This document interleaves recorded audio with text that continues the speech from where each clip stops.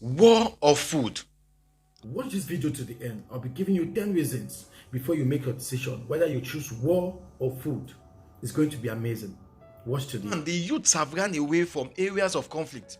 These heated areas, they've run away, which means the labor force in these communities has gone away. And we know that 90% of what takes place in rural communities is agriculture. So without the labor force, how do we farm? Two, schools have been burned down. Schools have been burned down, which means the leaders of tomorrow, those who are going to take over and become agricultural experts, agricultural engineers, will become skilled and teachers in universities, lecturers teaching agriculture to ensure that we have a long-term vision and sustainability in our food production. Number four, the hospitals have been burned down. We cannot farm without good health. Hospitals are very important because when farmers incur injuries, when people are sick, they go to the hospitals. Now, the second thing is investors come into a nation. They also want to invest in agriculture.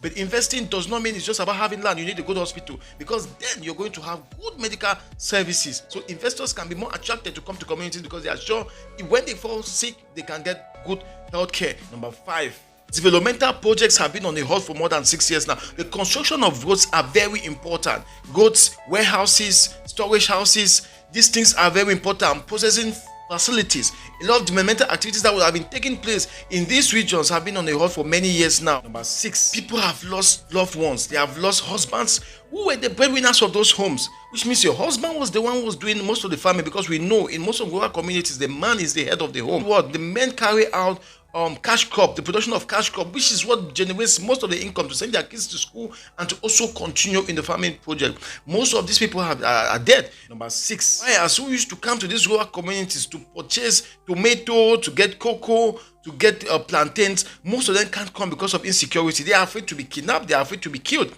So conflicts have stopped some of these people, these buyers, from coming to communities, which means there's food in those communities, but they can't get it out of those communities, and it becomes so cheap because there's abundant supply in rural communities. Why those in cities need food, but because the buyer and seller and those who used to go there, the buyers can't go there because of insecurity, it has become a very difficult situation. There were buyers who used to live in Nigeria to come to Southwest and Northwest to buy. They can't come again because they're afraid to be kidnapped. Number seven, of inputs in these communities have gone up.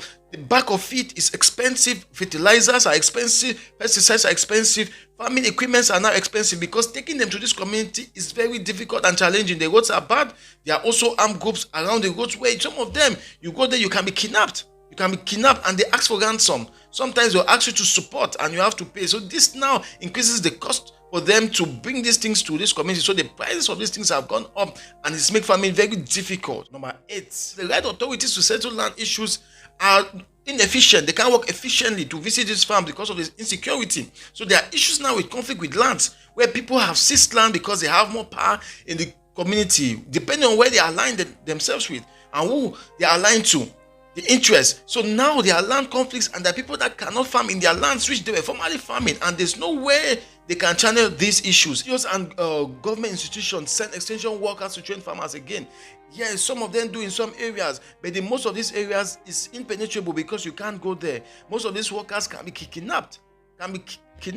So which means increasing the capacity, human capacity of these people, of farmers, is something that has not happened for the past 6 years. Number nine, diasporans play a key role in the development of a nation. The diaspora community are very important, and I think they are one of the most important arms for development. But the diasporans cannot invest back home because some of them have lands, hectares of lands in these areas of conflict. But how do you farm in an area where there's insecurity? So it has stopped investment, not just from the diaspora, but also international investors. So I think that, and I know that insecurity is violence is not the best. We must seek peace. Number 10, agricultural technicians, senior agricultural technicians, consultants, engineers left school expecting to have jobs at PAMO, CCDC, and other big organizations where there was a lot of work then, but they can't get a job because most of these institutions have been closed down or they've reduced their workforce due to war, due to conflict. So conflict is not good because now we've rendered a lot of youths jobless, and when they are jobless, what happened? They pick up arms. All of this, I want to say, let us choose peace. Let us choose peace.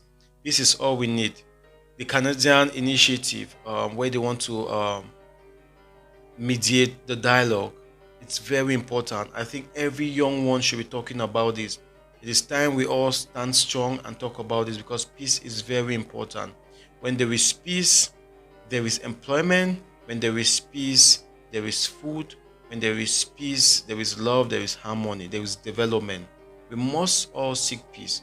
We must all seek peace. It's very important. It's been more than 5 years of war. It's been more than 5 years of so much killing. More than 5 years of us losing properties. Our houses have been burned down. It's been more than 5 years of our parents being internally displaced, sisters internally displaced. It's been more than 5 years where we've been in serious pain, unsure of the future. We can't even visit our communities. Cultures are being alienated. There's also a rise in tribal conflicts and all of that.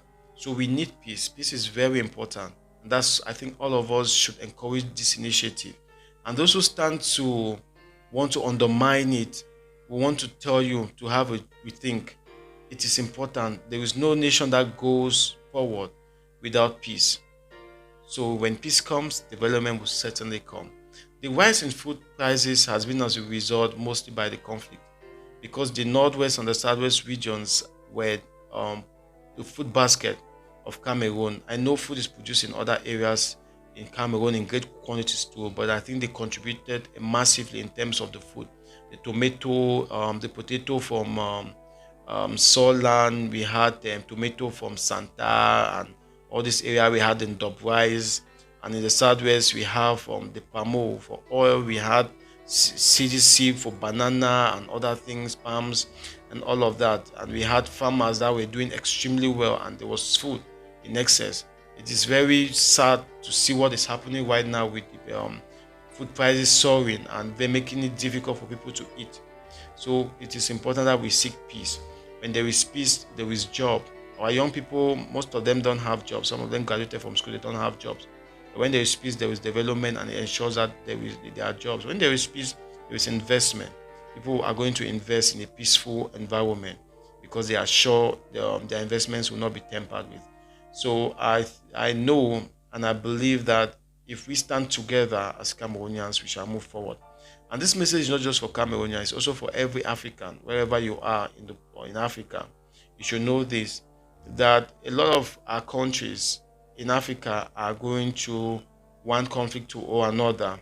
In Mozambique, in Ghana, in Mozambique, in Nigeria, Niger, DRC, we have Cameroon, we have Somalia, we have Libya, all these African countries, in Mali and all of that. But we as Africans are the solutions to our problem. We can stand and say enough is enough, and then we seek peace together and love each other.